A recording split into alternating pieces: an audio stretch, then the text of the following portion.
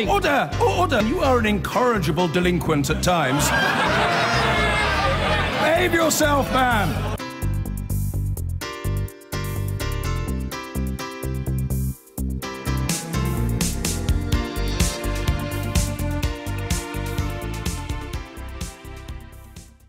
The leader of the Knights of the Ku Klux Klan has told Sky News the electoral success of Donald Trump has helped bring their message into the mainstream.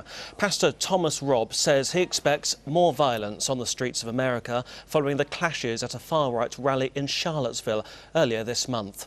President Trump's response to that violence has been widely criticised, but he has repeatedly denounced the KKK. Our US correspondent Cordelia Lynch spoke to Mr. Robb at his home near Harrison in the state of Arkansas. Here's her exclusive report. As you approach Harrison in Arkansas, there's obvious signs of a very public battle with racism.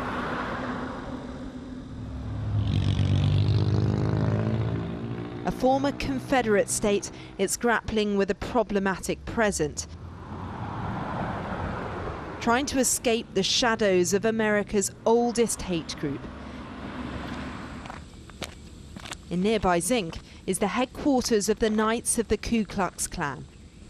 I'm here to meet Thomas Robb, the national director. He's unrobed and suited. Well, this here is our office, and we do clerical work here, membership applications and reports, and then of course we reproduce DVDs here and so on. It's a family enterprise for Thomas and his daughter Rachel. Are you in, and this is you? Yeah. Do you still take part in public parades? Well, we hold a parade, I guess you'd call it, in Pulaski, Tennessee each year. The Klan has declined significantly. It's fractured. But there is a new era of tension. Are you worried about the future now? That there will be more violence? I think there will definitely be more violence. I think whenever a politician or a preacher or a newscaster only wants to condemn the white nationalists in Charlottesville, but doesn't want to equally condemn, at least equally condemn the Antifa and the Black Lives Matter and the anti-white demonstrators, it emboldens them. They're desecrating our cemeteries, they're taking down monuments of our heroes, they want to urinate on the symbols of our faith, and we're supposed to just accept it? And if we offer just a whimper of protest, we're considered haters and bigots and monsters and Nazis? There's nothing about your message that's mainstream, is there? Well, look at those who voted for Donald Trump in 2016. I think our message is mainstream. We don't promote hatred of anybody. We think everybody has a right to love their heritage and culture. But we're concerned with how come when white people say, I love my people, I love my heritage, they want to call that a racial hatred. The Klan's official newspaper endorsed Donald Trump, but he clearly disavowed the group and said he didn't want to energize them. In the 1920s, it had as many as 4 million members. Now it's estimated there are thousands, many at war with each other. Just because people are talking about the Klan doesn't make them powerful. Well, I didn't say anything about being powerful. We're not powerful, and I have no illusions of being powerful. But the fact is we have a voice, people respond to it, whether people join the Klan or become involved in the white nationalist movement, I don't care. I'm not trying to make the Klan the biggest club, if you want to use that phrase, in the country. How do you feel about African Americans? I think they have a right to be African Americans. The same way I have a right to be white. Gay people? I think gay people is an abomination. Hispanics? Same as blacks, same answer. He markets his group as Christian, rebranding the Klan as the first alt-right organisation. He tries to make white supremacy sound almost normal. Yet he also seems comfortable being confined to his own isolated enclave. For 15 years, a group of local people have been fighting to make clear their city is not a haven for racists. When, you hear that the head of the Klan has moved into the area, he uses Harrison as that geographic location to help people find him, then, it paints an image that just isn't true. So we're working together to counter that.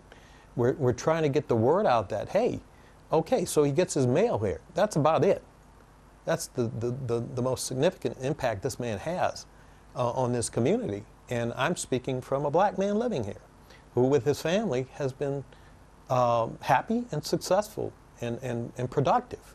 And whites now are joining hands or with the black and other people to say, denounce hate. So once you get that started, where does the Klan have to go? Where can they go? When people ask me, well, you know, why are you on the task force? You're not going to be able to solve this problem.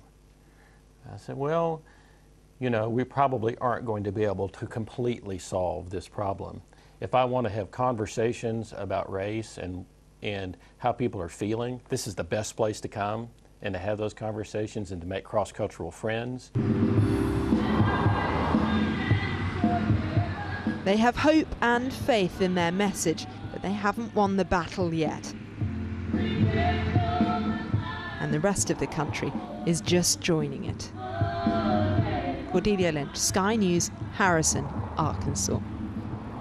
So let's get to grips with a selection of those stories with Michael Heaver and Auntie Walton. And we are going to kick off this particular paper preview with the front page of The Guardian. And this is the UN sounding alarm over racial tensions in the US. And it's quite unusual, a warning like this, for a country like America, isn't it? This is an extraordinary story, really. This is the UN committee The Guardian says is responsible for sort of an early warning, is what it's saying, over the race relations in the United States after the Charlottesville incidents. It says that in the past decade, this has only been issued to Burundi, Iraq, Ivory Coast, Kyrgyzstan and Nigeria. And if you look at somewhere like Nigeria, deeply divided country, you know, Boko Haram, the Islamist sort of faction in the north of that country causing chaos. And, you know, a UN committee offering up a warning in the same vein to the United States.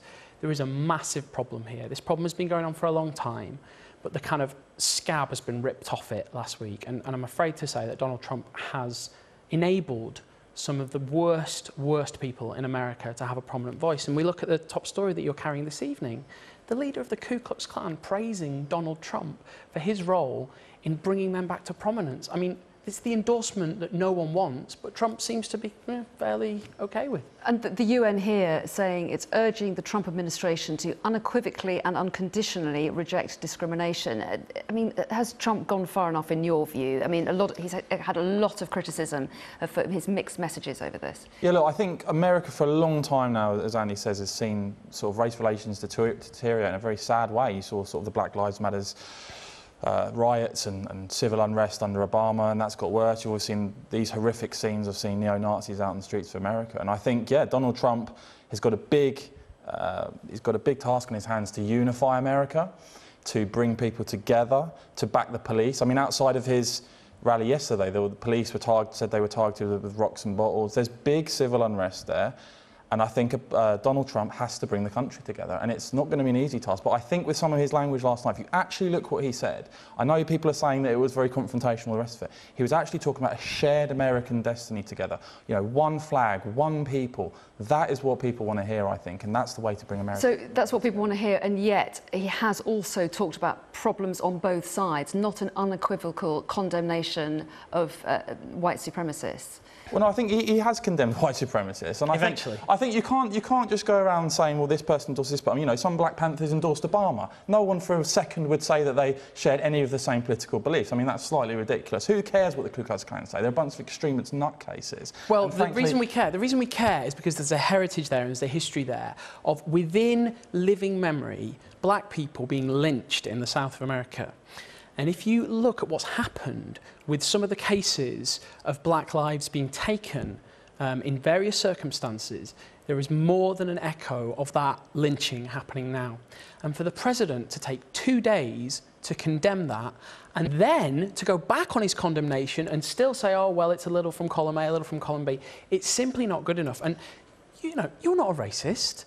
I don't understand why people in this country who've previously supported Trump don't say, look, we understood why he got elected, but we've got to wash our hands of him now because this is too far. Trump condemned the violence that went on, which was horrific. Trump has condemned white supremacists. And frankly, I've seen his speeches being about bringing America together, about a shared future, and I think he will bring the country together. Look, no one said this guy was ever going to get elected US president. Now they're saying he can't bring the country together.